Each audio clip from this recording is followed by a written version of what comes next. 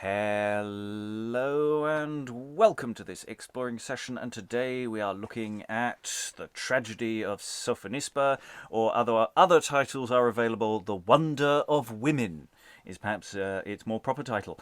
It is written by John Marston towards the end of his playwriting career, so we've sort of leapt forward in our usual time. We're usually much more in the 16th century. We have leapt into the early years of the 17th century, and that's where we are living for this particular play. And I'm really looking forward to it. It is not a long play, but there's an awful lot to get our teeth into. And without further ado, these wonderful team of readers will be helping us work our way through the text. So, reading the title character of Sophonisba and Gisco is... Hello, I'm Sarah Blake. I'm an actor, writer and director living in Germany. And there is a slight possibility that Sarah will take over from me in the event that I need to nip out of this particular Zoom room later on. Reading Zanthia, Bytheas and Jugurth is... Hello, my name is Lynn Freitas. I'm a teacher. I live in the northwestern United States. Reading Nycea and Asdrubal is... Hello, I'm Helen Good. I'm a historian and I'm in Yorkshire. Reading the Prologue and Massinissa is... Hi, I'm Alan Scott, neither an actor nor an academic, based in Suffolk. Reading Arcathia and Carthalo is... Hi, I'm Lois Potter. I used to teach English literature and I live in London. Reading Vangue and Hanno Magnus is... Oh, I'm Eric and I'm back. He is indeed large as life and twice as natural. And reading Syphax and Gelosso is... I'm Steve Longstaffe. I used to teach English literature and I live in Lancaster. And I'm your host, Robert Crighton. I will be reading stage directions and occasional chorus moments. Yes, we have actually touched upon elements of this play on the podcast. You can actually listen to a little bit of the text because we have recorded the prologue and discussed it at some length there. So if you want more action, then you can go and have a listen to that. I think we've also done the epilogue as well, but I can't be certain on that. But that's tomorrow's problem, not today's. So without further ado, we are going to be leaping into the prologue, which is quite complex in many ways. It has lots of different moving parts to it. So, cornets, sound a march. There's some marching. Enter at one door, the prologue. 2 pages with torches, Asdrubal and Jugurth, or 2 pages with lights, Massinissa leading Sophonisba, Zanthia bearing Sophonisba's train, Arcathia and Nycea, Hanno and Bytheas, and at the other door, there were 2 doors, at the other door 2 pages with targets and javelins, 2 pages with lights, Syphax armed from top to toe, and Vangue follows them. These thus entered, all these people having entered from 2 different doors, having thus entered, stand still. Everyone's standing still, good. Whilst the prologue, resting between both troops either side, the prologue speaks. The scene is Libya, and the subject thus. While Carthage stood the only oar of Rome as most imperial seat of Libya, governed by statesmen, each as great as kings, for 17 kings were Carthage feodals.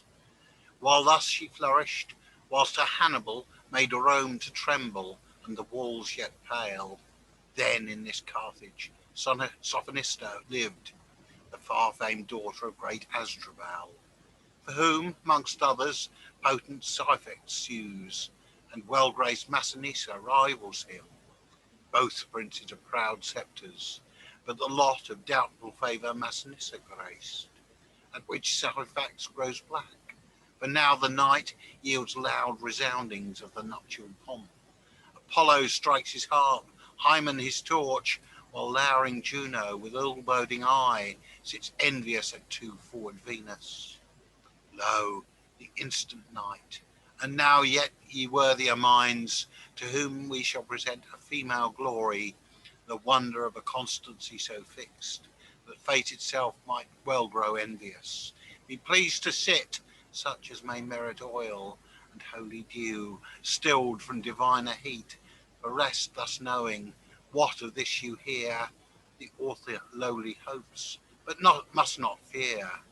But just worth never rests on popular frown. To have done well is fair deeds' only crown. Nycea queserint extra. And the cornets sound a march again. The prologue leads Massinissa's troops over the stage and departs. So one of the troops have gone. However, Syphax's troops stay alone, only stay. And so we go into Act 1, Scene 1. Syphax and Vangue have a chat. Syphax, Syphax, why wast thou cursed a king? What angry god made thee so great, so vile, condemned, disgraced? Think, wert thou a slave, though Sophonisba did reject thy love, thy note low neglected head, unpointed at thy shame unrumoured, and thy suit unscoffed, might yet rest quiet. Reputation, thou awe of fools and great men, thou that chokest, freest addictions, and makest mortals sweat blood and cold drops in fear to lose, or hope to gain, thy never certain, seldom worthy gracings. Reputation. Were it not for thee, Syphax could bear this scorn, not spouting up his gall among his blood in black vexations. Massinissa might enjoy the sweets of his preferred graces without my dangerous envy or revenge. Were it not for thy affliction, all might sleep in sweet oblivion. But, O greatness scourge, we cannot without envy keep high name, nor yet disgraced can have a quiet shame. Scipio, Some light in depths of hell? Vangue? What hope?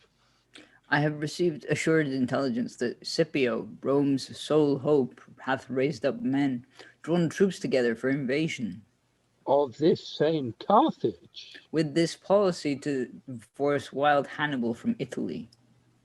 and draw the war to Afric, Right. and strike this secure country with unthought of arms. My letters bear he is departed Rome, directly setting course and sailing up. To Carthage, Carthage, O thou eternal youth, man of large fame, great and abounding glory, renownful Scipio, spread thy two-necked eagles, fill full thy sails with a revenging wind, strike through, obedient Neptune, till thy prows dash up our Libyan ooze, and thy just arms shine with amazeful terror on these walls. O now record thy father's honoured blood, which Carthage drunk, thy uncle Publius's blood, which Carthage drunk. 30,000 souls of choice Italians Carthage set on wing. Remember Hannibal, yet Hannibal, the consul queller. Oh, then enlarge thy heart, be 1,000 souls in one. Let all the breath, the spirit of thy name and nation be mixed strong in thy great heart. Oh, fall like thunder shaft, the winged vengeance of insensate Jove upon this Carthage. Syphax here flies off from all allegiance, from all love or service. His now freed sceptre once did yield this city. Ye universal gods, light, heat, and air, prove all unblessing Syphax, if his hands once rear themselves for Carthage, but to curse it. It had been better they had changed their faith, denied their gods, than slighted Syphax' love. So fearfully will I take vengeance. I'll interleague with Scipio. Vangue, dear Ethiopian Negro, go wing a vessel and fly to Scipio. Say, his confederate, vowed and confirmed, is Syphax. Bid him haste to mix our palms and arms. Will him make up, whilst we're in strength of discontent, our unsuspected forces well in arms. For Sophonisba, Carthage, Asdrubal, shall feel their weakness in preferring weakness, and one less great than we. To our dear wishes haste, gentle Negro, that this heap may know me and their wrong. Wrong? Aye, though 'twere not. Yet know, while kings are strong, what they'll but think, and not what is wrong. I am disgraced in and by that which hath no reason, love and woman. My revenge shall therefore bear no argument of right. Passion is reason when it speaks from might. I tell thee, man, nor kings nor gods exempt, but they grow pale if once they find contempt. Haste! And they exit, and we'll pause there after the prologue and that scene. Quite a lot being set up in a relatively visual way, so the prologue does do explaining, but has visual props. That's what I quite like about the prologue, is going, so, we've got Sophonisba over there. And so you get a bit of an info dump, but you get a visual info dump to go with it.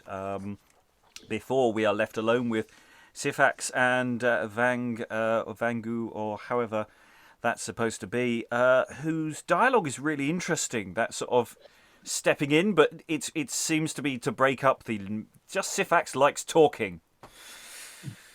So what's going on there? What's going on? Thoughts from the room? Who wants to leap in? Lynn, are you waving or? Yes, I am this time. So Syphax's first speech strikes me as, the reasoning there strikes me as very odd. Oh, if I were a humble social station, I could just take my broken heart and go home and lick my wounds and recover privately. But because I have a reputation to consider, I have to go revenge myself on my romantic rival. That's just like, that just strikes me as very odd. I mean, is he just rationalizing, making excuses for himself? It's like, I have to because I'm a great man and this is expected of me. Or is he sincere in this reasoning? Does he really believe if I were humble, I could just take this on the chin and grieve privately? But yeah, it's just that this whole idea of reputation forces you to do things that are destructive is very weird. Yeah, I'm sort of looking at it as something that, it is weird, but it is something that people do, and highlighting that it is a weird thing is actually perhaps an important thing to say, that, get over yourself is a not unimportant social message. Alan, were you waving? Yes, in some ways it's an almost complete reprise of what we had yesterday with Agamemnon and Menelaus.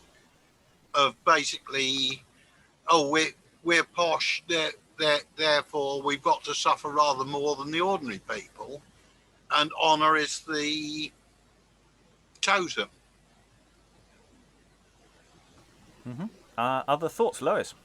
Yeah, I suppose what's interesting is that Syphax, while preparing to take horrible vengeance on everybody and even betray his country, as far as I can make out, nevertheless sees that this is all really rather absurd. I mean, that he's being forced into it by his status and by reputation. The other thing I thought was interesting was just that treatment of a prologue. It made me wonder whether a lot of other prologues, of which we have only the text, might have been set up, with other people on the stage and some kind of visual effect. I mean, we don't know, obviously, but this is obviously quite effective. Yeah, I think by the way that the text has been prepared for printing, that Marston was quite wanted to make it clear what he wanted in terms of stage effects perhaps happening. So, and other playwrights are really interested in that as well, and others less so. So I think that's a really excellent point. I've finding the way that you've got these odd lines that just sort of stop. That reputation is obviously something to be landed upon with great weight, because there's basically this massive pause around it. Stephen, how was it doing him? Yeah. Well, it is very hard reading a long speech when you're doing it cold. I was trying to make him as pissed off as possible, and hope that the kind of through line would sort of emerge. Yeah, I think is the point about status, is it related to, I wonder, the kind of hangovers of the honor community in sort of late medieval or very early modern UK? This is kind of the thing that fueled the War of the Roses, effectively, is the sort of sense of what seems to us to be sort of hypervigilance with regard to status as defined by quite a small group of real or imagined peers. And it's sort of, it does make sense, as Alan's already pointed out. It's this kind of what makes yourself. This guy is, whatever the early modern equivalent of trying to appease his Twitter followers so that he can remain a member of that community. Helen. Yeah, I mean, it didn't worry me until you started talking about it, because it seemed perfectly reasonable to me that all sorts of awful things can happen to you, provided nobody else knows about it. So that being turned down is easy. Being known to have been turned down is very, very hard. And this seems perfectly normal to me, which makes me sort of early modern and weird. Well, having a look at the mindset is important. Lots of questions on mindset as well that we haven't raised yet, but Sarah first.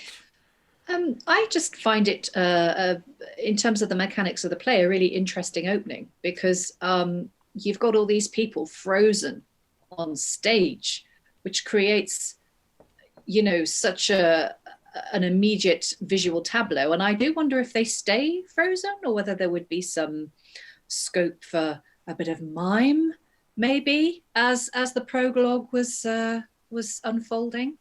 And then you go into this scene where, Syphax, he starts off seething and disgruntled, and then he really goes on a journey, doesn't he? He builds and builds and builds to the point where it's all fire and brimstone and vengeance by the end. So that, that's quite an opening, a play opening with quite a lot of impact. It's going to draw the audience in straight away. Eric. I was just going to say that it's interesting how, his slave is basically like, excuse me, I have a thing to say. We have information that we can use, like maybe we're being attacked or that kind of thing. It's that element of, well, I don't think he's being attacked. He's talking about sort of the preparations for attack maybe. But it's just this interesting sort of, no, we have work to do here, bringing him back to reality kind of. Yeah, and the playwright has has chosen to emphasize this ancillary character is Ethiopian Negro and states it several times, and the relationship, and there's an interesting relationship and question about what races the characters or communities these characters are supposed to be from, and how they are supposed to be reflected on stage. As well as what they might have been represented in the original source material that this is coming from. So there's lots of questions there about what the play is doing with that opening, and that also creates lots of questions for what we might want to be doing with that with a modern production and what that is saying to us today, which may or may not be more problematic as we go on. Any other additional thoughts, Alan? Yeah, just thinking, coming back to this question of the way one could actually do the prologue dramatically, if the prologue does actually gesture in the direction of each of the lead characters as they are mentioned, that would actually probably be quite helpful for the audience in terms of, fine, that one's so-and-so, that one's so-and-so. Because one of the things I find quite difficulty working within this sort of medium is trying to work out who the place is who. Yeah, especially when especially when we jump from character to character day by day as well. It almost acts like an opening credits sequence to a television program, showing you the characters in play, so you know who they are. Lois? Yeah, I saw a production of The Revenger's Tragedy in 1966, I think it was. It was the first revival for years, where that's exactly how they did Vendicci's opening speech. The stage direction says that the whole ducal court passes across the stage.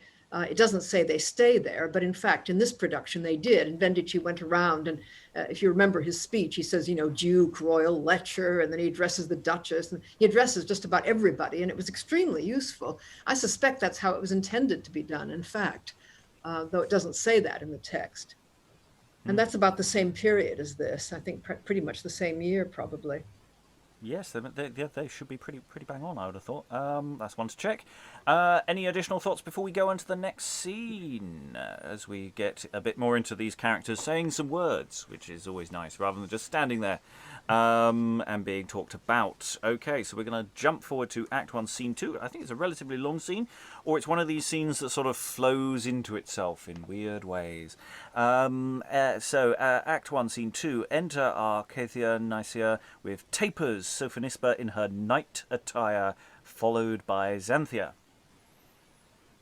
Watch at the doors, and till we be reposed, let no one enter. Zanthia, undo me.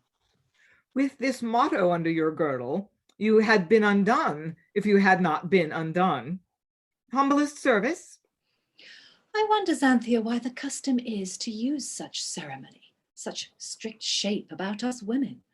Forsooth, the bride must steal before her lord to bed, and then delays, long expectations, all against known wishes. I hate these figures in locution, these about phases forced by ceremony. We must still seem to fly what we most seek, and hide ourselves from what we fain would find. Let those that think and speak and do just acts, no form can give no virtue to their acts, nor detract vice. Alas, fair princess, those that are strongly formed and truly shaped may naked walk, but we things called women, only made for show and pleasure, created to bear children and play at shuttlecock, we imperfect mixtures, without respective ceremony used, and ever compliment, alas, what are we? Take from us formal custom, and the courtesies which civil fashion still hath used to us, we fall to all contempt. O women, how much are you beholding to ceremony? You are familiar. Zanthia, my shoe. 'Tis wonder, madam, you tread not awry. Your reason, Zanthia? You go very high. Hark! Music! Music! The ladies lay the princess in a fair bed and close the curtains while Massinissa enters. Bridegroom! Bridegroom! Haste, but Zanthia, help! Keep yet the doors! Fair fall you, lady, so admit. Enter 4 boys, antiquely attired, with bows and quivers, dancing to the cornets a fantastic measure. Massinissa in his nightgown, led by Asdrubal and Hanno, followed by Bytheas and Jugurth. The boys draw the curtains, discovering Sophonisba, to whom Massinissa speaks. You powers of joy, gods of a happy bed, show you are pleased sister and wife of Jove, high-fronted Juno, and thou, Carthage patron, smooth-chinned Apollo, both give modest heat and temperate graces. Massinissa draws a white ribbon forth of the bed, as from the waist of Sophonisba. Lo, I unloose thy waist. She that is just in love is godlike chaste. Io to Hymen. And the chorus with cornets, organ and voices. Io to Hymen. A modest silence, though to be thought a virgin's beauty and her highest honour, though bashful feignings nicely wrought grace her that virtue takes not in, but on her. What I dare think, I boldly speak. After my word, my well-bold action rusheth in open flame, then passion break. Where virtue prompts, thought, word, act never blusheth.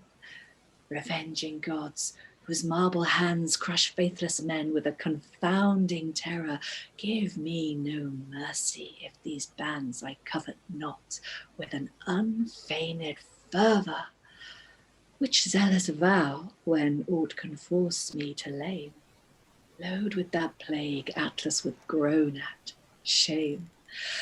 Io to Hymen. Io to Hymen. Live both parents of so happy birth, your stems may touch the skies and shadow earth, most great in fame, more great in virtue shining, prosper, O powers, a just, a strong divining.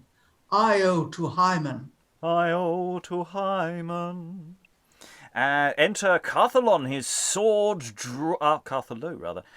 His sword drawn, his body wounded, his shield struck full of darts, Massinissa being ready for bed.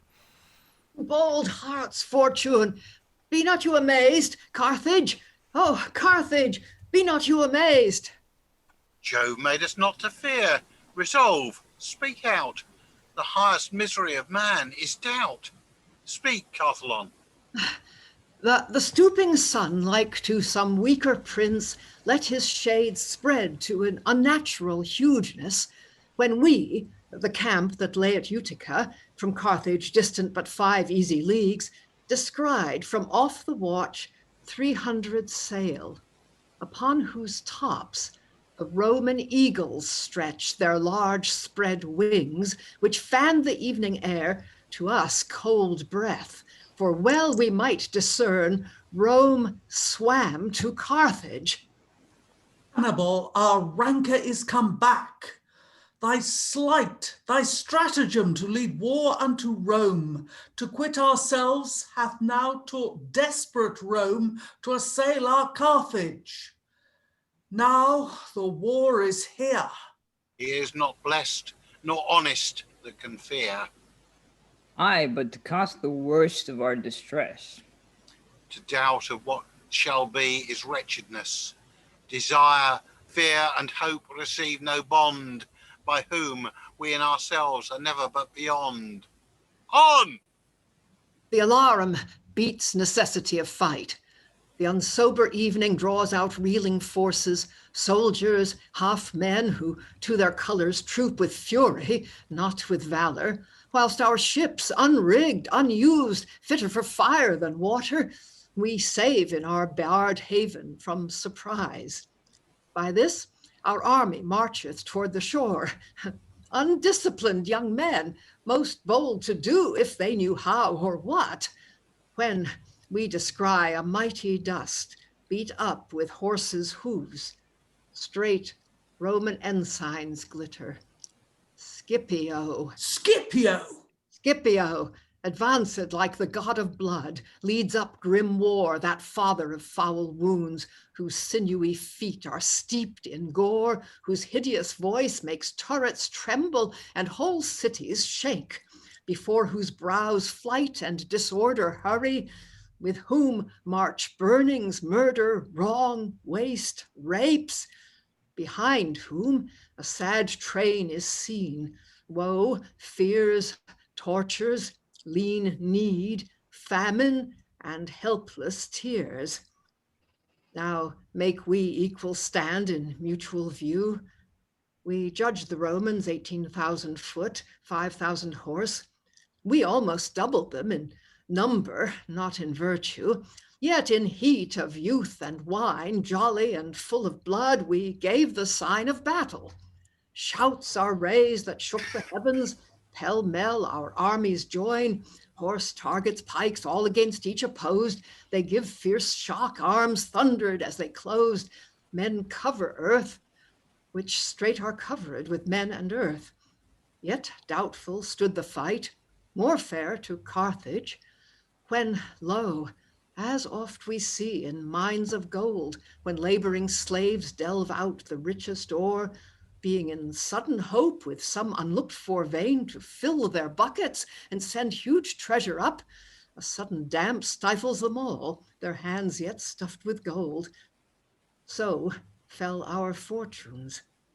For look, as we stood proud, like hopeful victors, thinking to return with spoils worth triumph, wrathful Syphax lands with full 10,000 strong Numidian horse and joins to Scipio.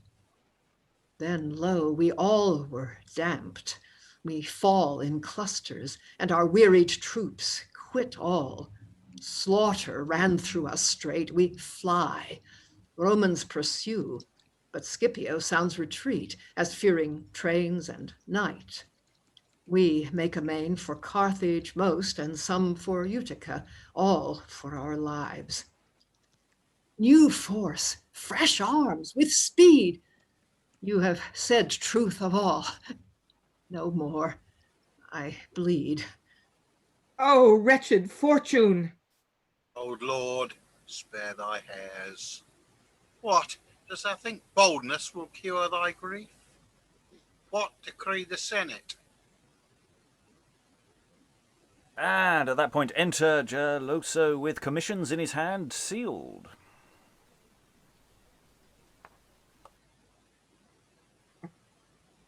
Though muted. He has news, but no one can hear it. Ask all Gelosso, who returns from them informed with fullest charge. Strong Asdrubal, great Massinissa, Carthage general, so speaks the Senate. Counsel for this war in Hanno, Magnus, Bytheas, Carthalo, and us, Gelosso rests. Embrace this charge. You never yet dishonored Asdrubal, high Massinissa. By your vows to Carthage, by the god of great men, glory, fight for Carthage. 10,000 strong Massulians, ready trooped, expect their king. Double that number waits the leading of loved Asdrubal. Beat loud our Afric drums, and whilst our o'er-toiled foe snores on his unlacked casque, all faint, though proud through his successful fight, strike fresh alarms. Gods are not if they grace not bold, just arms. Carthage, thou straight shall know thy favours have been done unto a king. And exit with Asdrubal and the page, leaving Sophonisba et al. My lords, 'tis most unusual such sad haps of sudden horror should intrude mongst beds of soft and private loves. But strange events excuse strange forms. O you that know our blood, revenge if I do feign. Here I protest, though my lord leave his wife a very maid, even this night, instead of my soft arms clasping his well-strung limbs with glossful steel, what safe to Carthage shall be sweet to me. I must not, nor am I once ignorant. My choice of love hath given this sudden danger to yet strong Carthage. 'Twas I lost the fight. My choice vexed Syphax. Enraged Syphax struck arms fate. Yet Sophonisba not repents. Oh, we were gods if that we knew events. But let my lord leave Carthage, quit his virtue.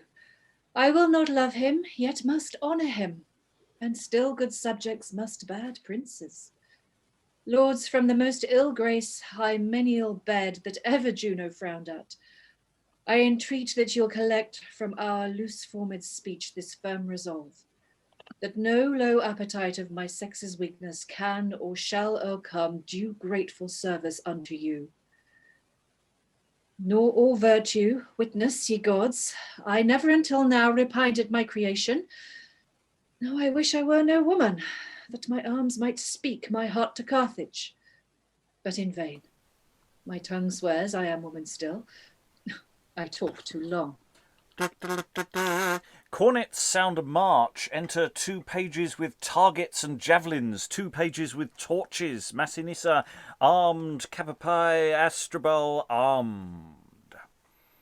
Carthage lords, no, Massinissa knows not only terms of honour, but his actions. Nor must I now enlarge how much my cause hath dangered Carthage, but how I may show myself most pressed to satisfaction. The loathsome stain of king's ingratitude from me, oh much be far. And since this torrent, war's rage, admits no anchor, since the billow is risen so high we may not hull, but yield this ample state to stroke of speedy swords. What you with sober haste have well decreed, we'll put to sudden arms. No, not this night, these dainties, these first fruits of nuptials, that well might give excuse for feeble lingerings, shall hinder Massinissa. Appetite, kisses, loves, dalliance, and what softer joys the Venus of the pleasingest ease can minister, I quit you all. Virtue perforce is vice, but he that may yet holds is manly wise.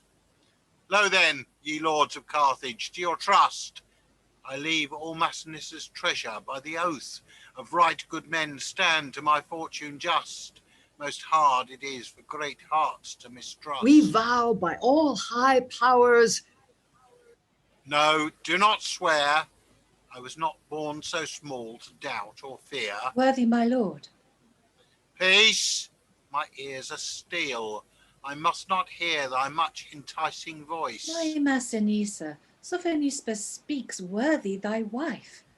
Go with as high a hand as worth can rear. I will not stay, my lord. Fight for our country. Vent thy youthful heat in field, not beds. The fruit of honour fain be rather gotten than the oft disgrace of hapless parents, children. Go, best man, and make me proud to be a soldier's wife that values his renown above faint pleasures. Think every hour that doth grace thy sword trebles my love. By thee I have no lust but of thy glory. Best lights of heaven with thee. Like wonder, stand or fall, so, though thou die, my fortunes may be wretched, but not I. Wondrous creature, even fit for gods, not men. Nature made all the rest of thy fair sex as weak essays to make thee a pattern of what can be in woman. Long farewell. Be sure unconquered in whom thou dost dwell. Carthage Palladium. See that glorious lamp, whose lightful presence giveth sudden flight to fancies, fogs, fear, sleep, and slothful night. Spreads day upon the world. March, swift amain. Fame got with loss of breath is godlike gain. And the ladies draw the curtains about Sophonisba. The rest accompany Massinissa forth, the cornets and organs playing loud, full music for the close of the act. Let's trim the candles, people, and let the musicians play. And yes, oh, it's all going on here, isn't it? You know, we thought it was all sexy times. And then suddenly some bloke comes in, porcupine-esque, bleeding over the carpet, and suddenly it's all long speeches. Yeah, I've written in my notes, "Bedus interruptus." But yeah, it's very sexy times. I love the way that Sophonisba is really not impressed with her maidservant's opinions. She does this whole thing about what women may do, etc. It's just, you are familiar. Where's my shoe? Which I think is really quite nice. Because that could have been really quite painful otherwise. There's all sorts of really interesting things going on here, but I'll throw it to the room first. Who wants to leap in? Alan. I must admit the dialogue with Zanthia, is it the servant? The image in my mind was Nycea from Blackadder 2. Okay. Well, that wasn't quite, but okay. Other castings are available. Other thoughts? Eric. I like how Massinissa is like, oh yes, he arrives eventually to his wife, bride, whatever you want to call it, and then this situation turns up, and he's like, no, I must not. Oh, but I love you. Oh no, I must not. There's no like dilemma there. He's just like, I love you, but I will go kill people now. It's just all about honor and that kind of thing. Yeah, and she's also not saying stay. Let's get this on before you go off. Says no, it's okay. You do what you need to do. I mean, we haven't really met them together at any other particular point. So we're getting a sense of the two of them. It's just the elaborate stage directions. We've got 4 boys. They do a dance. It's the detail of the white ribbon forth of the bed from the waist of Sophonisba. I mean, that could be very, very sexy. Performed by I think it's Boys Company. So there's all sorts of interesting, slightly modern, problematic-y things about that. But anyway, other thoughts? Helen. Yeah, I'm finding it really strange because normally this story, I've never heard of Sophonisba or whatever, but obviously the story of Scipio Africanus is much better known. And I've never really seen a piece from the point of view of the Carthaginians, because all the authors who write about, I don't think there is a Carthaginian author. Everybody else is totally on the side of the Romans. Yeah, I think there's some really interesting choices going on here of how the material's being arranged. I mean, it's really interesting. The moment history sort of steps into the room, everyone starts making really long speeches. This seems to be something where it gets a little more dogmatic. Sarah than Stephen. Yes, I'm loath to say this because I thought Carthalo's speech was a rather good one, but I do wonder if that's a place where we could perhaps trim a little, because this is I mean, if you play and direct this scene to its full capacity, it's going to be full of the most fabulous erotic charge, which is then just going to all disappear the minute this bleeding man stuck full of spears enters the room, which is so dramatic. But then he just talks for an awfully long time. But he's got to be so effective, because there's literally Bytheas, he's tearing the stage direction, which we didn't read out, tearing his hair, oh wretched fortune, and then we get this slightly funny line, oh old lord, spare thy hairs, what dost thou think baldness will cure thy grief? So there's all sorts of things in play here that are really shifting how the scene functions, which is sort of what Marston does. But the fact he's doing it in a there's nothing like in other plays where you get the sense of satire going on here. He's just chopping and changing things for effect. And I say I think it works. Stephen. Well, it's not really a point about this scene, I suppose, but that sort of strange little bit at the beginning of the first bit where Syphax is going, well, it doesn't really bother me that these two have got together, I wouldn't be hassled about it. and then it all gets dropped because there's this big fight. And I really, really hope that is going to be picked up again, and that is going to matter, because it was a very curious thing in the light of the way the earlier scene was operating, to have that there. And so perhaps because I read that, I was thinking all the way through, gosh, what's going to happen now to all of this if that kind of promise in that opening speech comes true? So I think it's a sort of interesting sort of texture to that scene, with this almost sort of throwaway 10, 20 lines before, at the very beginning of the previous.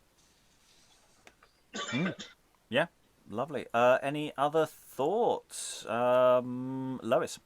Yeah, I was just struck by that weird stage direction about Massinissa pulling this white ribbon as if from the waist of Sophonisba. I mean, maybe this is just their way of putting it, but it just seemed odd. I mean, why not just pull it from her waist? It looks as if he's faking it, but I couldn't see why he has to fake it. Yeah, I was assuming that it was just he's untying the gathering on her gown in a sexy fashion, but as from is perhaps maybe it's written in a slightly weird way, or maybe it is meaning something. Maybe it's symbolic of something. I think it probably is sort of symbolic of I don't know, the beginning of the breaking of the hymen or something like that. But who knows? Other thoughts before we move into Act 2, Eric? You can kind of hear them going, if this was a musical type thing, you would have Let's Get It On playing in the background, and then something like, and then Bleeding Man comes in, and then sort of, just complete change of scene. It's very, very weird, sort of very abrupt. And also they're walking into this guy's bedroom. I mean, okay, maybe he's in charge, he's the king, and it's urgent, but still. Yes, it's Io to Hymen, and chorus singing music. Does the music go sort of? You can have a massive sound cue there. That is both comic and also really quite disturbing. I mean, it depends what the lighting in the space is like at this particular point. Candles all around, and Massinissa is ready for bed at this moment. That's what it's saying here. So maybe he's been Massinissa being ready for bed. Such a strange stage direction. So anyway, sorry, Sarah. Yeah, I think you can read as much as you want to into that stage direction. It's like I get the impression they're kind of at a very crucial point when Dart Boy comes in through the door. But what I wanted to say was that about to take a running jump. What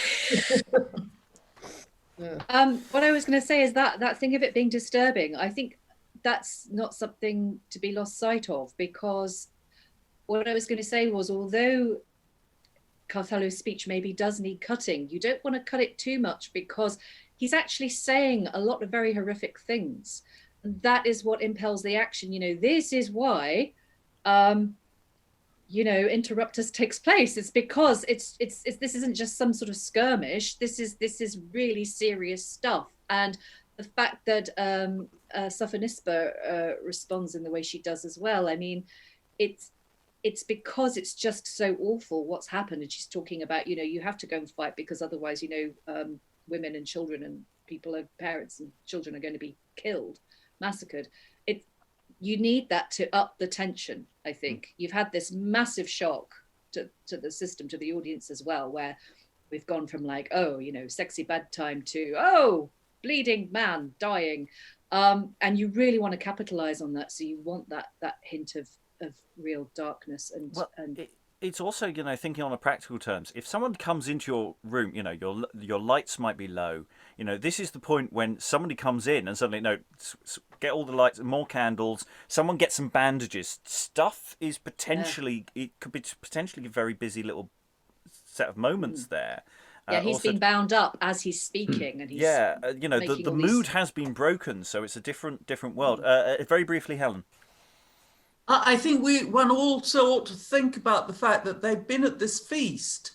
A certain amount of alcohol will have been drunken.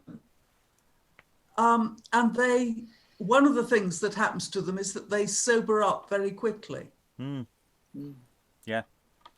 I think also just maybe something to bear in mind in your head is just this play is quite dark, and and talking about that encroaching darkness quality, perhaps coming on us. There may be more to be said about that later on. Who knows? I could be leading you all down a garden path. We're going to move into Act 2, Scene 1. So whilst the music for the first act sounds, so musical interlude occurring, Hanno, Carthalo, Bytheas, Gelosso enter. They place themselves to counsel Gisco the Empoisoner, waiting on them. Hanno, Carthalo, and Bytheas setting their hands to a writing, which being offered to Gelosso, he denies his hand, and as much offended, impatiently starts up and speaks. My hand, rot first, wither in aged shame. Will you be so unreasonably rude? Hold such preposterous zeal as stand against the full decree of Senate, all think fit? Nay, most inevitableness necessary for Carthage's safety and the now sole good of present state, that we must break all faith with Massinissa. Whilst he fights abroad, let's gain back Syphax, making him our own, by giving Sophonisba to his bed. Syphax is Massinissa's greater, and his force will give more side to Carthage. As for his queen and her wise father, they love Carthage fate. Profit and honesty are not one in state. And what decrees our very virtuous senate of worthy Massinissa, that now fights, and leaving wife and bed, bleeds in good arms for right old Carthage? Thus 'tis thought fit. Her father, Asdrubal, unsudden shall take in revolted Syphax. So, with doubled strength, before that Massinissa shall suspect, slaughter both Massinissa and his troops, and likewise strike with his deep stratagem a sudden weakness into Scipio's arms by drawing such a limb from the main body of his yet powerful army. Which being done, dead Massinissa's kingdom, we decree to Sophonisba and great Asdrubal for their consent. So, this swift plot shall bring 2 crowns to her, make Asdrubal a king. So, first, faith's breach, murder, adultery, theft. What else? Nay, all is done, no mischief left. Pish, prosperous success gives blackest actions glory. The means are unremembered in most story. Let me not say gods are not. This is fit. Conquest by blood is not so sweet as wit. For howsoe'er nice virtue censures it, he hath the grace of war that hath war's profit. But Carthage, well advised that states come on with slow advice, quick execution, have here an engineer long bred for plots, called an empoisoner. Who knows this sound excuse? The only due that makes men sprout in court is use. Be it well or ill, his thrift is to be mute. Such slaves must act commands and not dispute, knowing foul deeds with danger do begin, but with rewards do end. Sin is no sin, but in respects blah, blah, blah. Politic lord, speak low. Though heaven bears a face far from us, gods have most long ears. Jove has 100 marble hands. Oh, aye, in poetry or tragic scene. I fear gods only know what poets mean. Yet hear me. I will speak closed truth and cease. Nothing in nature is unserviceable, no, not in inutility itself. Is then for naught dishonesty in being? And if it be sometimes of forced use, wherein more urgent than in saving nations? State shapes are soldered up with base, nay, faulty, yet necessary functions. Some must lie, some must betray, some murder, and some all. Each hath strong use as poison in all purges. Yet when some violent chance shall force a state to break given faith or plot some stratagems, princes ascribe that vile necessity unto heaven's wrath. And sure, though it be no vice, yet 'tis bad chance. States must not stick too nice. For Massinissa's death, sense bids forgive. Beware to offend great men and let them live. For 'tis of empire's body, the main arm. He that will do no good shall do no harm. You have my mind. Although a stage-like passion and weak heat, full of an empty wording, might suit age, no, I'll speak strongly truth. Lords, ne'er mistrust that he who'll not betray a private man for his country will ne'er betray his country for private men.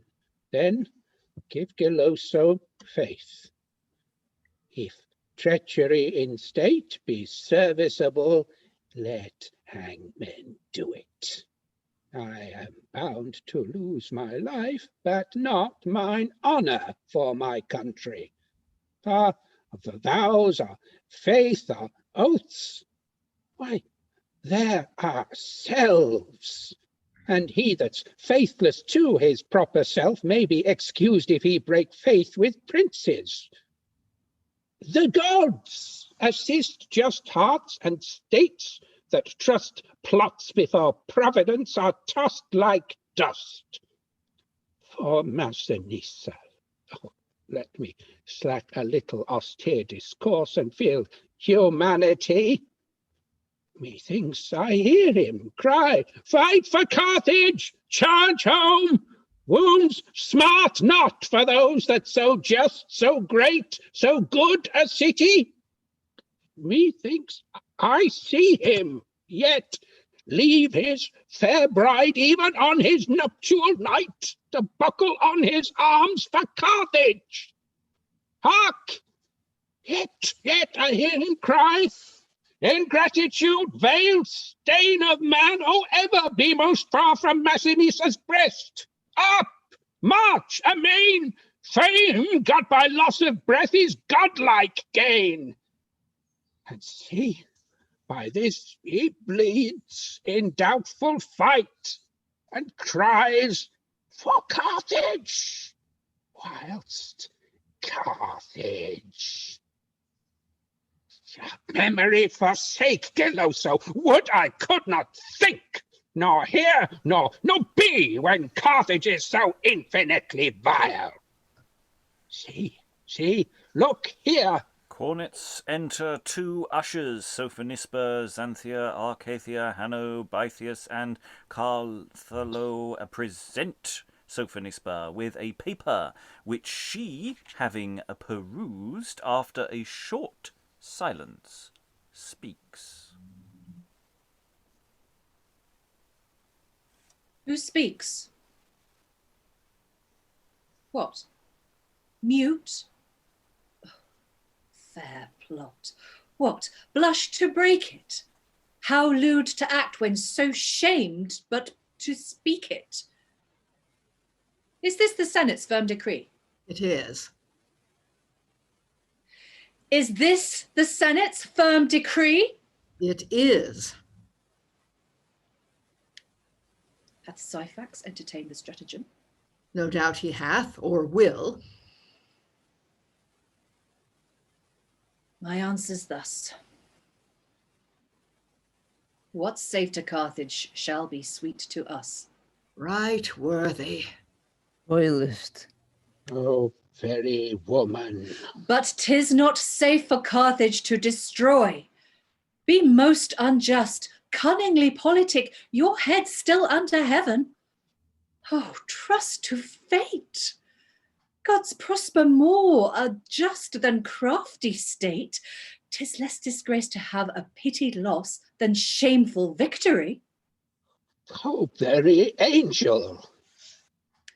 We all have sworn good Massinissa faith. Speech makes us men, and there's no other bond twixt man and man but words. Oh, equal gods, make us once know the consequence of vows. And we shall hate faith breakers worse than man-eaters. Ah, good Gelosso, is thy breath not here? You do me wrong. As long as I can die, doubt you that old Gelosso can be vile? States may afflict, tax, torture, but our minds are only sworn to Jove. I grieve, and yet am proud that I alone am honest. High powers, ye know virtue is seldom seen with troops to go. Excellent man. Carthage and Rome shall fall before thy fame. Our lords, no eyes the worst. The gods foresaw, 'tis fate we thus are forced. Gods naught foresee, but see, for to their eyes naught is to come or past. Nor are you vile because the gods foresee, for gods, not we, see as things are. Things are not as we see. But since affected wisdom in us women is our sex's highest folly, I am silent. I cannot speak less well, unless I were more void of goodness.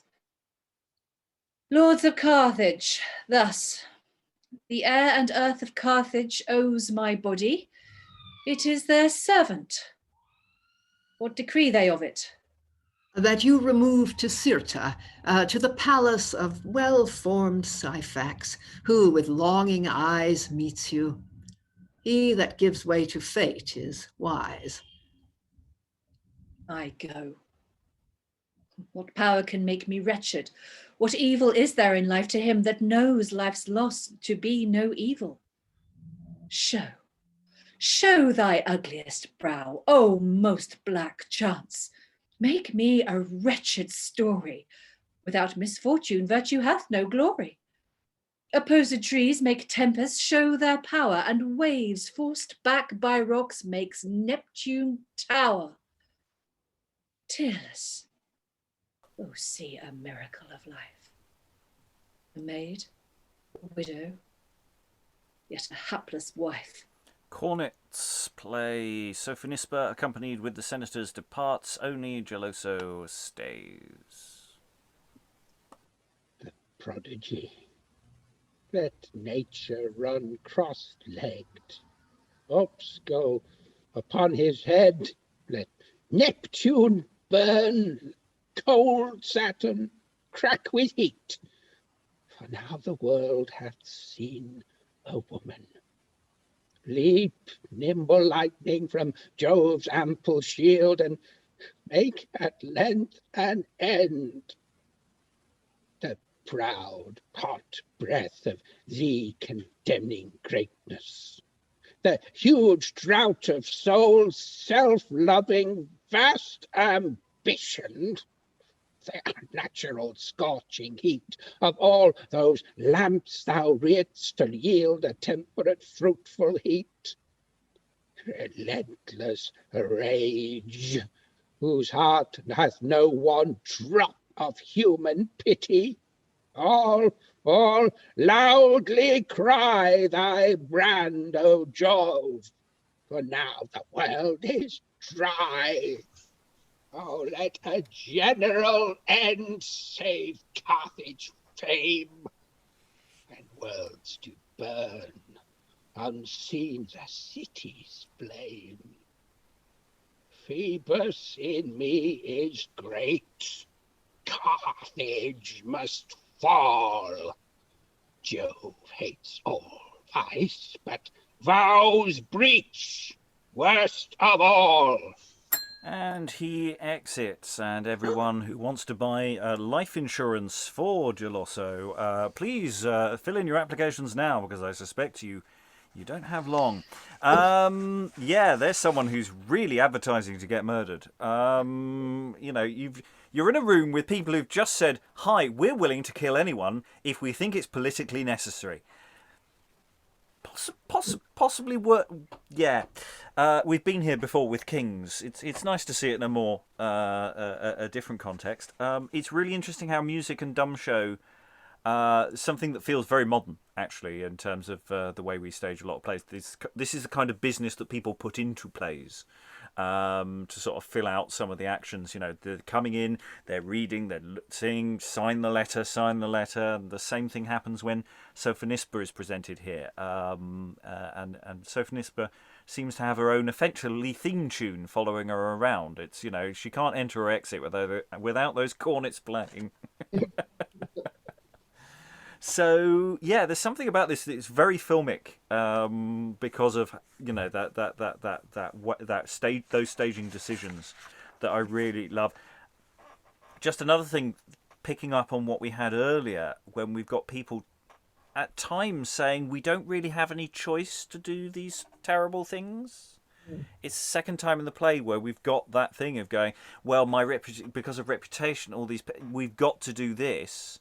And there's the same sort of justification is going on here. It's like, we have to be horrible. We don't have a choice, really, honest. And sort of that's a really interesting sort of theme perhaps being played with there. Alan, then Lois. Standard play approach by opportunist politicians over millennia.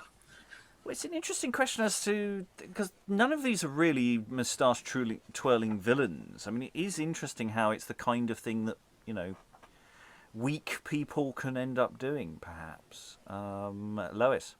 Yeah, that whole thing about whether the gods foreknowing this is the standard argument about free will and predestination, being transposed back into a different period. But what Sophonisba is arguing is the sort of orthodox view that the gods see everything in an eternal present, not past or future. So they don't really make it happen. They simply see it happening. The audience would all have got that one. Sarah, then Lynn. I think it's worth remembering that this is Carthalo who's mainly putting forward this argument. And of course, he is the person who in the very scene before was stuck full of darts and half dead on the ground. So, I suppose you could say, if you were going to play devil's advocate, that, he has a justification for doing this because he was there. He actually saw what happened. All the horror of the scene, we got through him. It was related by him. He was actually there. He was wounded. It actually, to me, seems even then more astonishing that he should be the one, when he witnessed that scene between Massinissa and Sophonisba, that he should be the one who's then, sticking the dagger in, so to speak. But perhaps, because he was there, you could say, oh, well, he actually knows just how horrific this is, and he knows that it has to be stopped at all costs. And I think it might be quite interesting if you stage this with him still wrapped up in bandages, maybe with a bit of a seeping wound, so that as he's making his argument, he's actually, maybe clutching his side and saying, we've got to stop this from happening. We've got to stop this from getting here. We've got to do whatever we have to make sure we survive. Yeah, it's easy for you, Gelosso, in your comfortable armchair to make all these moral choices. I've got holes in me because of war. Let's try and avoid that whole war thing. Let's try and use our cunning. Lynn, then Lois. Yes, I was thinking during this scene of Marston's sort of proviso or disclaimer at the beginning of the text, where it says, he's basically saying, I'm a poet, not a historian.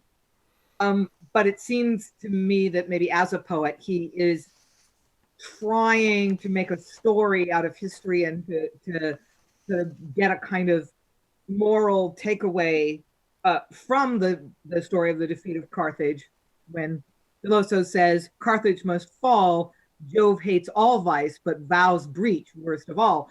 So Carthage wasn't destroyed because it was just that's the chance of war, or Rome just had this sort of endless supply of soldiers from their provincial holdings, or whatever. The real reason Carthage fell was because cheaters never prosper. They were asking for it. They were asking for it, basically. It's that lack of integrity. So it's Rome's defeat of Carthage. Has this kind of moral behind it that history doesn't necessarily support, but Marston wants to give it that. Yeah, and it's interesting the balancing of we've got some set piece speeches here. Carthalo doing some really nice realpolitik speeches. Gelosso doing a really nice return, but then also we have this great economy. It's like you're paying for the long speeches by these moments where not much is said. But and Sarah was doing it just now. These long pauses of the simplicity of is this the Senate's firm decree? It is. Let me just ask that again. And actually a real economy of just a few words and pauses, and Sophonisba has to make a choice as to which way she's going to go, and it seems like she's going one way and then she goes another. There's so much to play with there, without actually making too long an oration. Sophonisba is not doing the massive speeches, partly because Gelosso has already done it. I mean, you didn't know that, you weren't in the room, but you're there to do something slightly different, and there's something really interesting there. Lois, I think. Well, it was partly on the basis of what Sarah was saying. I was just interested in the whole, because my notion of, I was reading this cold, and so I did the first of Carthalo's big speeches on the assumption that I was a gallant, noble soldier doing the famous report on the battle messenger speech, and then suddenly discovered that this man was a sinister politician, and thought, oops, I should have. But then I don't know how you could do the first speech with I am a sinister politician, but nevertheless I've just come from the battlefield and I'm stuck full of arrows. And I don't know, it just struck me, it's an interesting test case for the whole idea of continuity of character. How far is this a character with any kind of through line, or how far is it just we have the battle oration and now we have the Machiavellian speech, and it could be just about anybody. In fact, it could just be the name of the actor. In fact, I mean, it's not the name of the actor, but just the same person is going to do both of them. Yeah, I was wondering with that. I mean, if it's partly because we assume that yes, that's the kind of person he is because of the kind of speech you were reading. But if that thing, when he first turns up, he's in a suit, and his briefcase is trailing.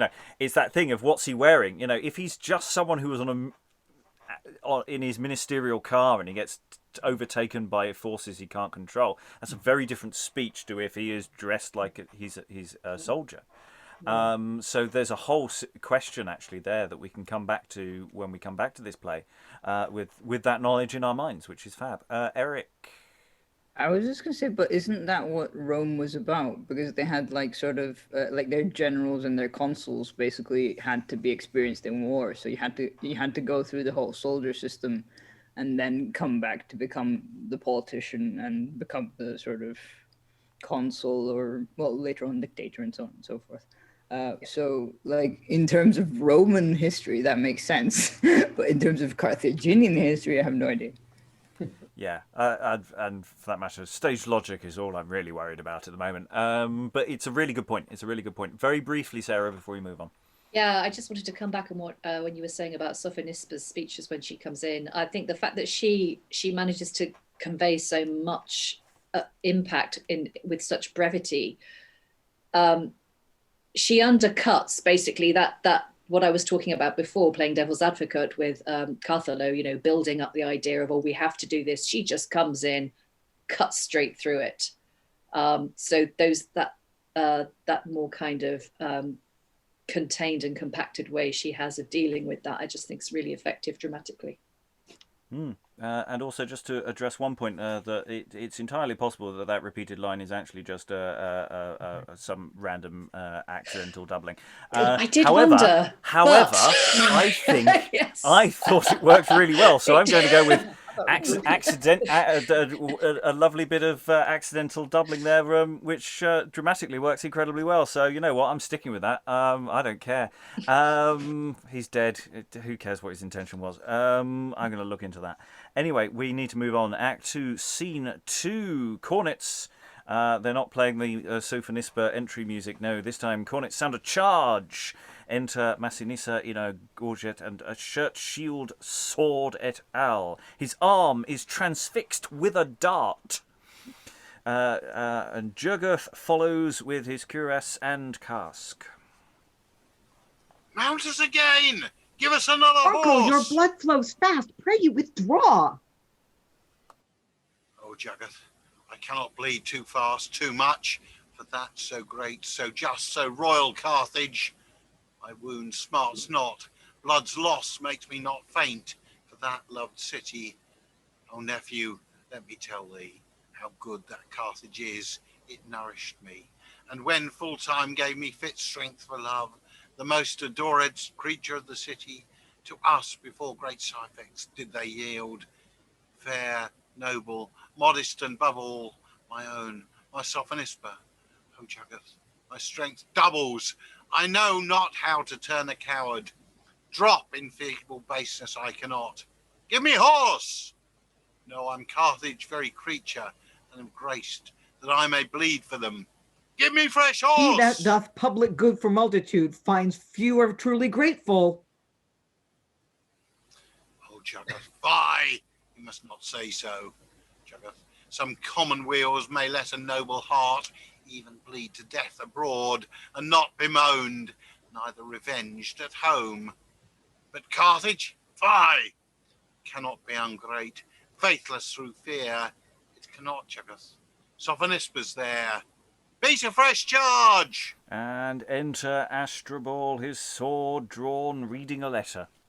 Maybe he's using it as a letter opener. Enter Gisco following him. Sound the retreat. Respect your health, brave prince. A waste of blood throws paleness on your face. My light, my heart's not pale. O my loved father, we bleed for Carthage, balsam to my wounds. We bleed for Carthage.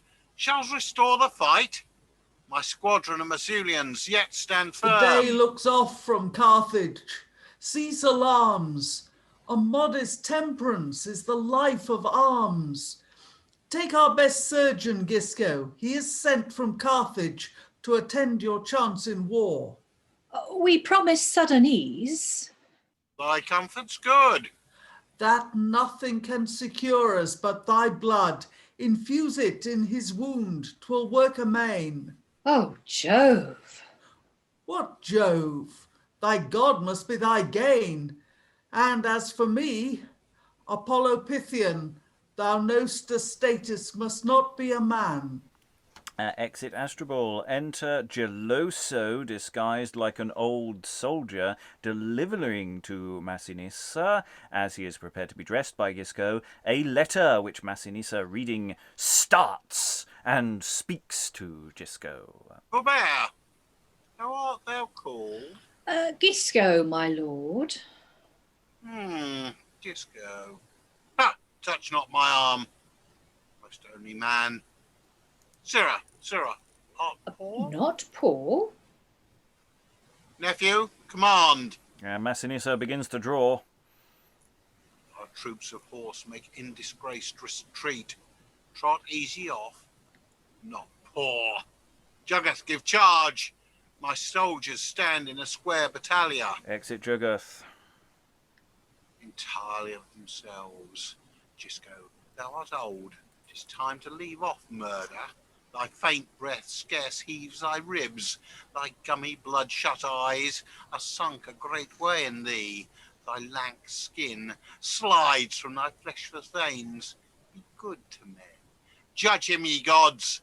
I had not life to kill so base a creature. Oh, Gisco, live. The godlike part of kings is to forgive. Command, astonished Gisco. No, return. Haste unto Carthage. Quit thy abject fears. Massinissa knows no use of murderers. Exit Gisco. Enter Jugurth, amazed, his sword drawn. Speak, speak, let terror strike slaves mute.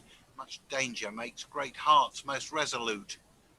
Uncle, I fear foul arms. Myself beheld Syphax on high speed run his well-breathed horse direct to Cirta, that most beauteous city of all his kingdom, whilst his troops of horse, with careless trot, paced gently toward our camp, as friends to Carthage. Stand on guard, dear uncle, for Asdrubal, with yet his well-ranked army, bends a deep threatening brow to us, as if he waited but to join with Syphax' horse, and hew us all to pieces. O my king, my uncle, father, captain, O over all, stand like thyself, or like thyself now fall. Thy troops yet hold good ground, unworthy wounds, betray not Massinissa. Jugurth, pluck, pluck, so good cause. Oh God, do you not feel? Not Jugurth, no. Now all my flesh is steel. Off, base disguise. Highlights scorn not to view a true old man. Up, Massinissa! Throw the lot of battle upon Syphax' troops before he join with Carthage. Then, amain, make through to Scipio. He yields safe abodes. Spare treachery and strike the very gods. Why was thou born at Carthage? Oh, my fate! Divine as Sophonisba, I am full of much complaint and many passions, the least of which expressed would sad the gods and strike compassion in most ruthless hell. Up, unmaimed heart, spend all thy grief and rage upon thy foe. The field's a soldier's stage, on which his action shows. If you are just and hate those that condemn you, oh, you gods, revenge worthy your anger, your anger. Oh, down, man, up, heart, stoop, Jove, and bend thy chin to thy large breast. Give sign thou'rt pleased and just. Swear good men's foreheads must not print the dust.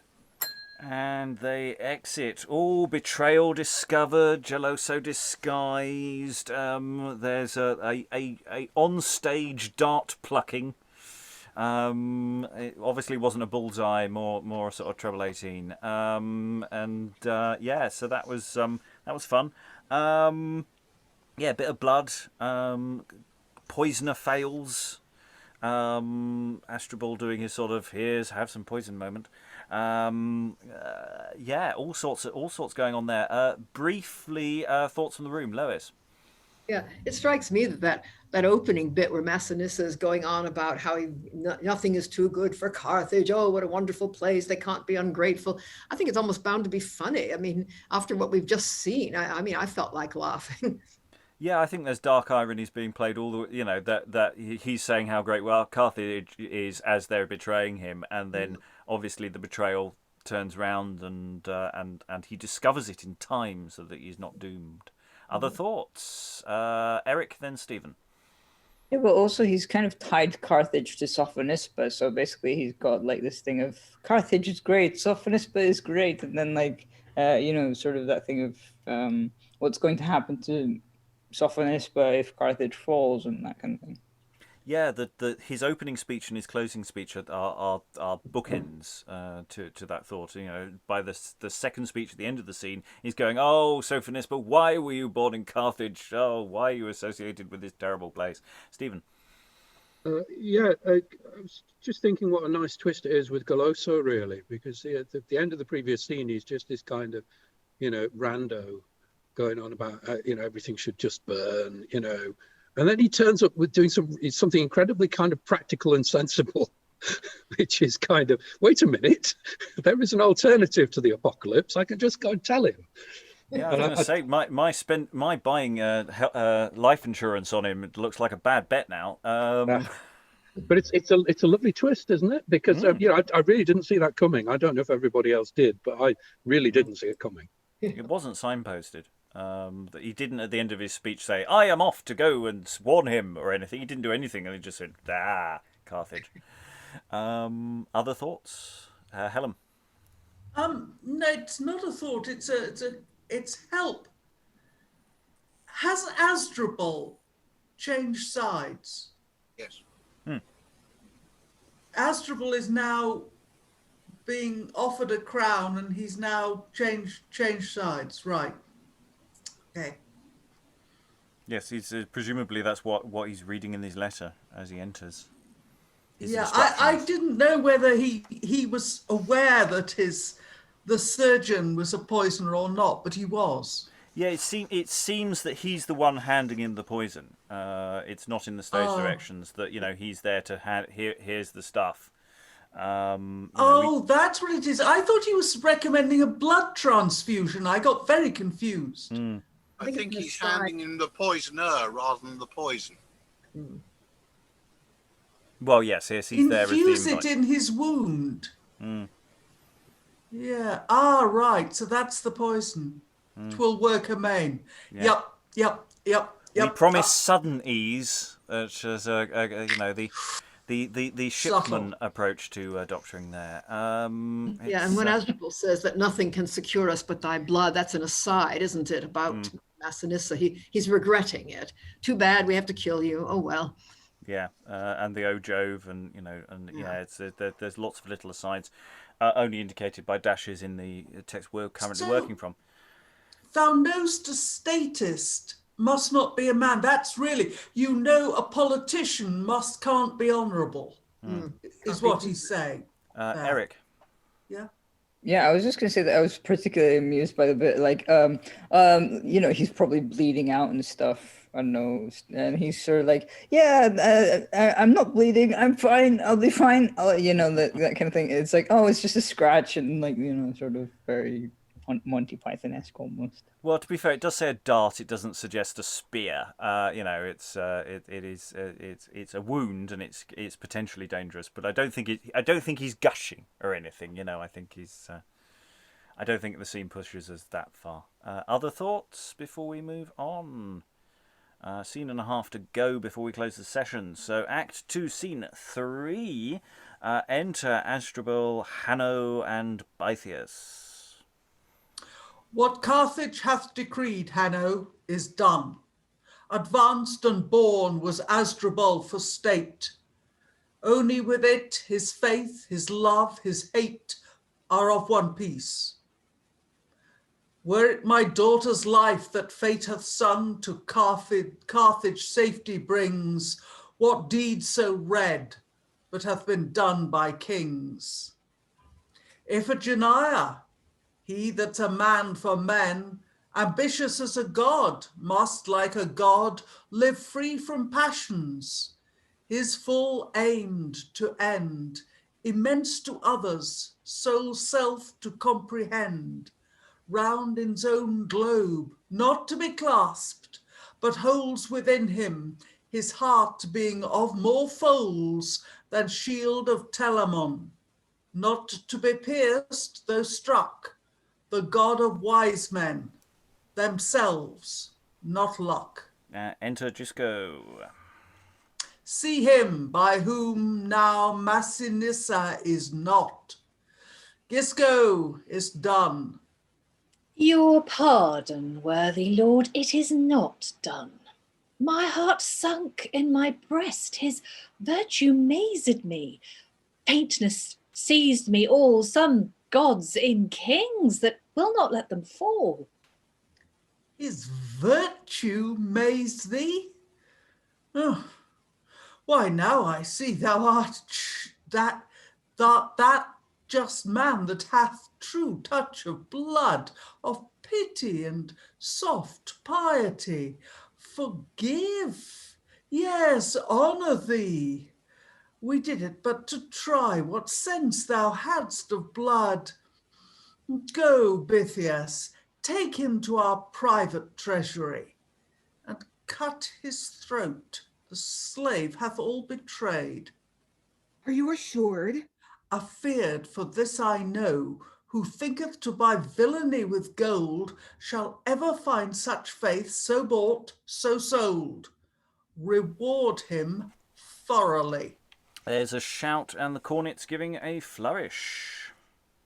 What means this shout?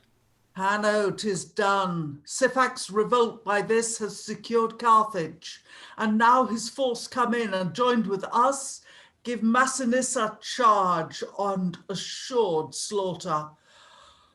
O ye powers, forgive, through rottenest dung best plants both sprout and live. By blood vines grow. But yet think, Asdrubal, 'tis fit at least you bear grief's outward show. It is your kinsman bleeds. What need men know your hand is in his wounds? 'Tis well in state to do close ill, but void state a public hate. Tush, Hanno, let me prosper, let routs prate. My power shall force their silence or my hate. I scorn their idle malice. Men of weight know he that fears envy, let him cease to reign. The people's hate to some hath been their gain, for howsoe'er a monarch feigns his parts, steal anything from kings but subjects' hearts. Enter Carthalo leading in bound, Gelosso. No. Guard the camp, make to the trench, stand firm. The gods of boldness with it. How runs chance? Think how wretched thou canst be. Thou art. Short words shall speak long woes.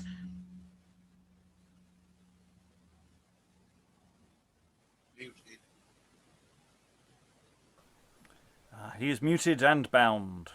Okay. Has he said anything? Mark, Asdrubal! Our bloody plot to Massinissa's ear untimely by this lord was all betrayed. By me! It was by me! Vile Asdrubal, I joy to speak it. Down, slave! I cannot fall. Our trains disclosed. Straight to his well-used arms he took himself, rose up with all his force on Syphax' careless troops. Syphax being hurried before to Sirte, fearless of success, impatient Sophonisba to enjoy. Gelosso rides to head of all our squadrons, commands make stand in thy name, Asdrubal, in mine, in his, in all. They all obey, whilst Massinissa, now with more than fury, chargeth the loose and much amazed ranks of absent Syphax, who, with broken shout, in vain expecting Carthage secondings, give faint repulse. A second charge is given, then look as when a falcon towers aloft, whole shoals of fowl and flocks of lesser birds crouch fearfully and dive, some among sedge, some creep in brakes. So Massinissa's sword, brandished aloft, tossed about his shining casque, made stoop whole squadrons.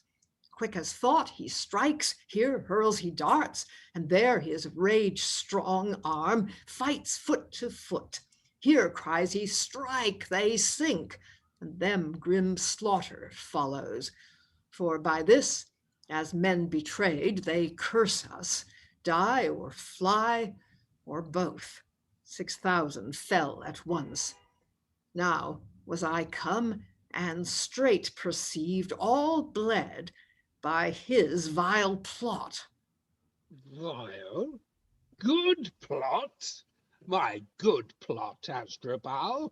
I forced our army beat a running march, but Massinissa struck his spurs apace upon his speedy horse, leaves slaughtering, all fly to Scipio, who with open ranks in view receives them. All I could effect was but to gain him. Die! Do what thou can. Thou canst but kill a weak, old, honest man. And Gelosso departs guarded. Scipio and Massinissa by this strike their clasped palms, then vow an endless love. Straight a joint shout they raise, then turn thy breasts direct on us, march strongly towards our camp as if they dared us fight. Oh, Asdrubal, I fear they'll force our camp. Break up and fly. This was your plot. But 'twas thy shame to choose it. He that forbids not offense, he does it. Oh, the curse of women's words go with you. Fly. You are no villains. Gods and men, which way? Advise, vile things. Vile? Aye. Not?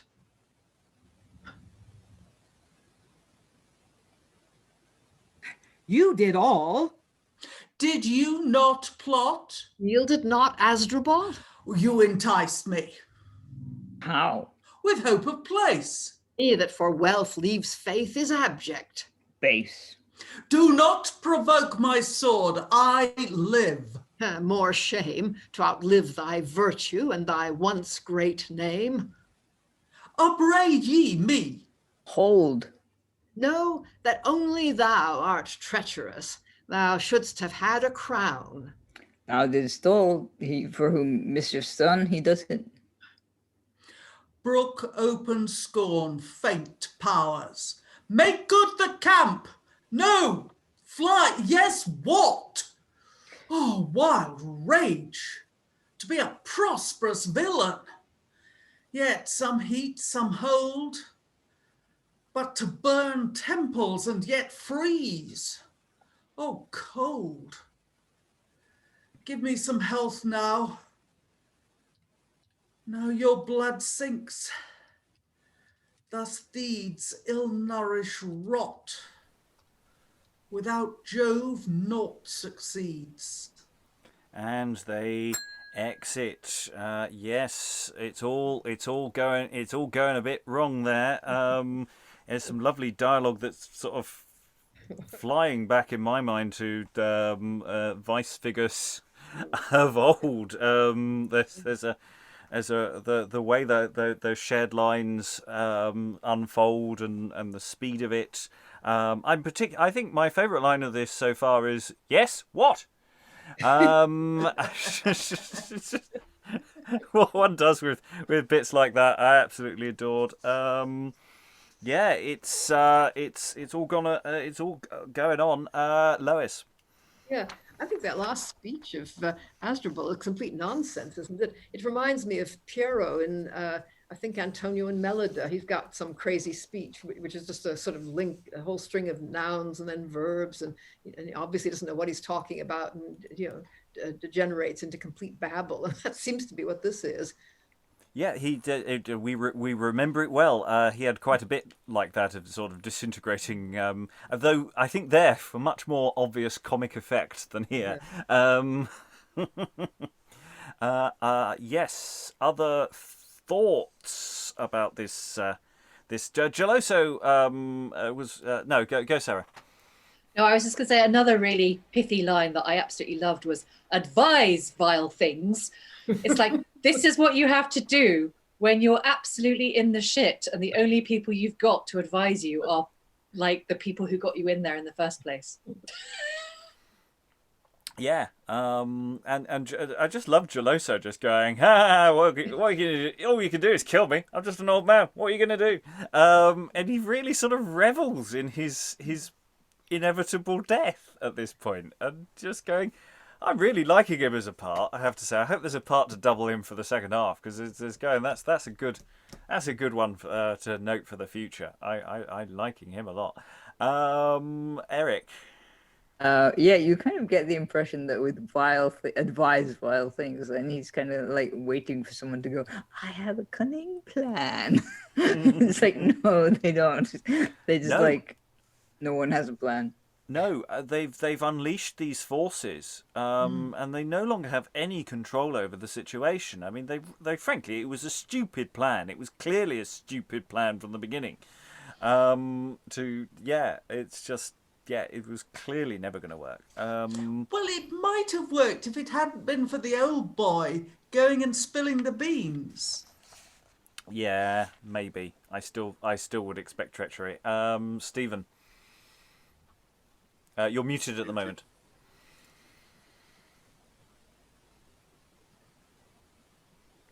Is anybody reminded of Reservoir Dogs? Uh-huh. Okay. They're all just, it's a Mexican standoff, isn't it? Mm. You know, the whole caper has fallen to pieces, and they're all just kind of stood in a circle pointing guns at one another. Yeah. I mean, it's not the first time the words Tarantino and Marston have been placed in conjunction. So, though a question of where the play goes from this point onwards in terms of modern references is one perhaps we'll go into.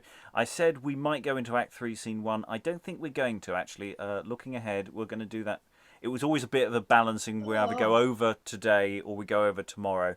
And I think I'm going to say we're going to rattle through some scenes tomorrow rather than rattle through in the remaining minutes before extra time today, because it is quite a different thing. We do get a hint of what's about to happen, because Carthalo's talking about Syphax being hurried, impatient Sophonisba to enjoy. So that's setting up something quite unpleasant for tomorrow for us all to look forward to there. So any additional thoughts about this scene, literally the scene we've just done, before we move on to final thoughts? Eric? I like how Carthalo also does that thing of, oh yeah, you know, we should just like be brief about this, and then launches into a really long speech in the next bit. Well, yes, to a degree. I mean, I think we've been saying that some of these speeches are very, very long. I don't know that these speeches are. Most of the speeches in this play aren't that long. I mean, they're long in comparison with the rest of the play, but they're you know, we've had longer by a country mile. I don't think in that sense it works as a gag line, if that makes sense. So sometimes you have people making incredibly long speeches immediately after saying "I will be brief," and that's a gag we've had many a time. Other thoughts about this scene? Okay, right, we're going to go into final thoughts around the room. I will start with Eric. Eric, the play so far, are you enjoying it? You know what? How would you stage it or film it? I say I always think of this, have thought of this play as a very filmic text. But yeah, how might you? What are your reactions to it so far?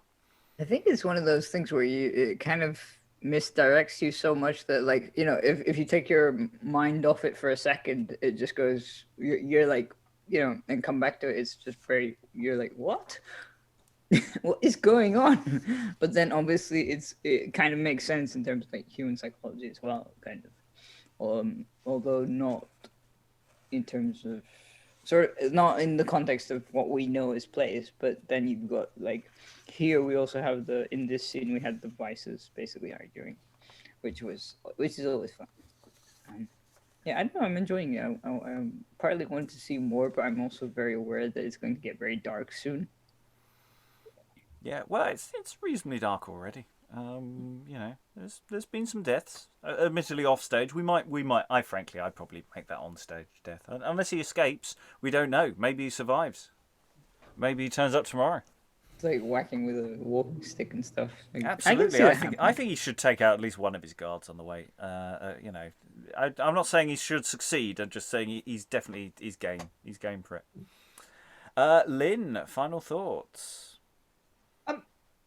Not a whole lot. One thing I was just thinking of was that oftentimes in tragedies, particularly tragedies that are concerned with honor and what we would call integrity, the good characters are often kind of boring and flat, and it's the evil characters who are really interesting and fun. I mean, the Vice was always the most popular character in the medieval tradition.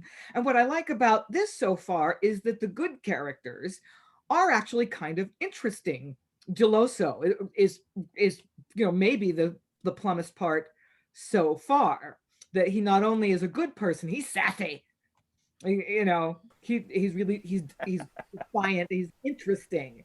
And Sophonisba, who is not just the, you know, the good wife and the virtuous virgin and everything, she's also got this kind of backbone to her. And you know, my priority is the safety of Carthage. And Gelosso's like, oh, you're a shallow changing woman. And she says, and it's not good for my city for me to be a traitor. So she's rhetorically interesting, and her character is interesting, and even Massinissa, who's a little bit of a himbo. I didn't make that up. That's a thing. Oh, no. But he's so manly. He's so tough. He's bleeding and he doesn't care. So that's sort of fun about it, that the characters that are good aren't milquetoast and boring. Yeah, yes, it wouldn't be the first part we've talked about going, well, this actor needs to be really fit. Otherwise the role might not work so well. I mean, that's the thing, is when we have the sexy times, I think the audience has to want them to get it on. I think that there is a slightly porny aspect to elements of this play, which I think we should embrace. He said. No, that sounded wrong. Okay, we'll move on. Alan, final thoughts. With that bombshell, yes. Yeah. I must admit, the only character that is coming across to me as in any way admirable is Gelosso. The rest are a bunch of shits, basically. No, we got plenty of nice people, or reasonable people. I mean, even some of the shits are not that shitty. On a scale of shit, we could draw a diagram, I'm sure. Sorry, go on. I cut you off. Yeah, no, I mean the courtiers who've just been trying to dig their way out of the hole that they got themselves into reminded me very much of the group in Thomas of Woodstock. As a crew, they're basically self-interested, and whatever we can do to feather our own nests.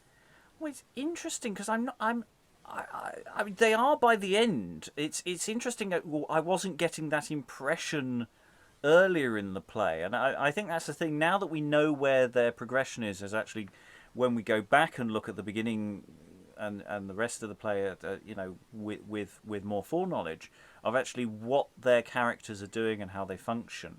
I liked the way Sarah earlier was talking about is it Carthalo, whichever one it was.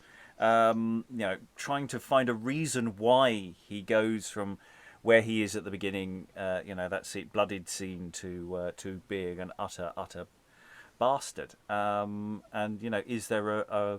Is there material in the text, or do we need to add it? And I feel it's possibly a mixture of both, actually. Stephen, final thoughts? I can't really say much that hasn't been said better by others, I think, but to sort of try and gloss it a bit. I was thinking, picking up on the misdirection point of Eric, I was thinking about the way this relates to earlier plays on sort of Mediterranean geopolitics that we've looked at. And it seems to me to be so much nimbler that, it's I don't know, I'm trying to think of a metaphor to sum up the difference. It's something like American football versus basketball, or something like that. We're at the end of Act 2 here, and we've been spun around and spun around. So much has already happened, and the kind of, well, you might even say classical tragedy is just this sort of sense of grinding, remorseless inevitability, which feels like some of those earlier plays, and I can't remember the names. I think Battle of Alcatraz, something like that. This sort of compresses all of that. So if this was the halfway point, you'd be thinking, I can't wait to see what happens next, because so many things have been seeded and set up here. It almost relies upon an apprenticeship in tragedy going. This is kind of for aficionados, it seems to me.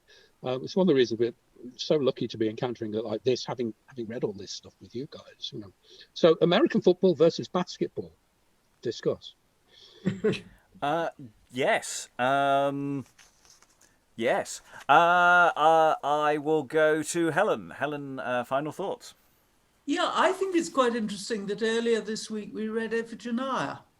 Yes, who got a name check? Who got a name check? Because when Carthalo strikes me as being the messenger, your Greek tragedy messenger who comes in with massive quantities of plot to get over, an explanation and general lamentation. But this play, I'm really liking this play. Do we have a date for it? It's printed 1606, so sometime before then. Yeah, because it's so very different from those earlier stuff, the Queen's Men stuff. But it's really well put together, I think. There's this tremendously happy party going on, and then suddenly, bang, bang, bang, bang, bang, horror upon horror. It's great. I'll come back tomorrow. Yeah, it's a page turner. It's definitely there's a lot more to come. I'm much more familiar with the second half than I am with the first half. Lois, final thoughts? Yeah, I mean it's an extremely fast-moving and surprising play. I think it's Marston's last completed play, isn't it? And he went into the church not long after this, which I find interesting. I mean, I don't know whether there is any sense in this of looking back on the days of the virtuous pagans and showing that they weren't really very virtuous, because Sophonisba did seem to me to be talking really out of Christian theology. I'm not sure about Massinissa, but Sophonisba seems to me to be really more like a spokesperson for the period in which the play was written. But I don't know if that's got anything to do with it. I mean, I find it hard to get the tone of it, because the awful people are so awful that they're almost funny, and the virtuous people are so virtuous and sort of ostentatiously virtuous, but in a very specifically pagan way, I think. I mean, it's all about fortitude, and it's not really about Christian virtues. So this may well be meant to be some kind of take on the past and on the non-Christian world. Yeah, we've had this question with Marston before of tone, and it's something that goes with all of his plays. And with other plays, it's sort of easier because there is a certain satiric vibe to it, which isn't necessarily here. But that doesn't mean he does just keep changing. He keeps you on your toes and keeps changing direction of scenes. I mean, obviously in the lovemaking scene, which is interrupted by a bloody soldier, but there's all sorts of other little minor shifts and changes. And just because we get so many stage directions giving us the sense of the stagecraft, that this is on. It's almost a shame it's been so long since we read the Antonio plays, because there's so much connectivity between Marston's other writings and that we have yet to explore as well. But it's also very fleet of foot, which I'm really liking. I like a short play. It's not much to cut. There's a few trims in my head, but apart from that, it's just a question of again, tone. How do you manage the tone or shifts and make that work? Sarah, final thoughts? Yes, fleet of foot. I liked Stephen's use of the word nimble. This is a really nimble play, and I love it. You know me, I'm very much into the characterization of the things.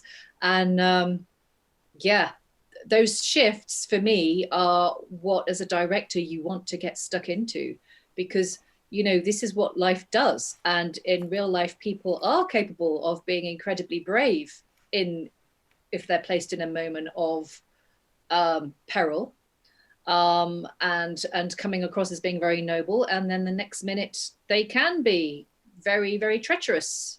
Depends on the context and the circumstances they find themselves in. One person is not just one thing. And I love the way Marston brings that up in his writing.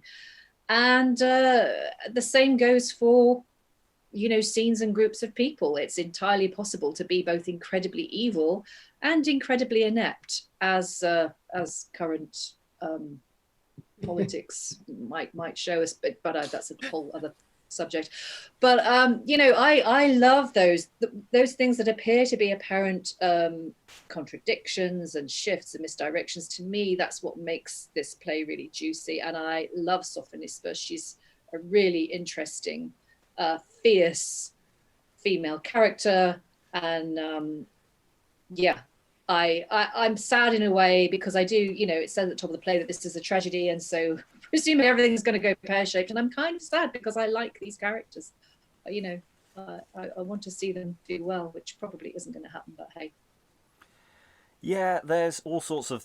it's going to go pear-shaped in interesting ways. So this is I say, a play for Blackfriars, for Boys' Company initially. It is, therefore... playing with all those things that Marston has played with in the past, and I'm really looking forward to connecting this further down the road with other Marston plays and other plays of its ilk, and how it all goes together. I've enjoyed this one very much myself so far, and I'm very much looking forward to tomorrow, because there's so much more to come. All that remains is to thank all our readers, those who are in the room, and also those whose faces you may have seen in the background, but who didn't say anything, but who are here and enjoying. Thanks to them for their comments in the chat. And all that remains is to say farewell and goodbye. Bye. Bye.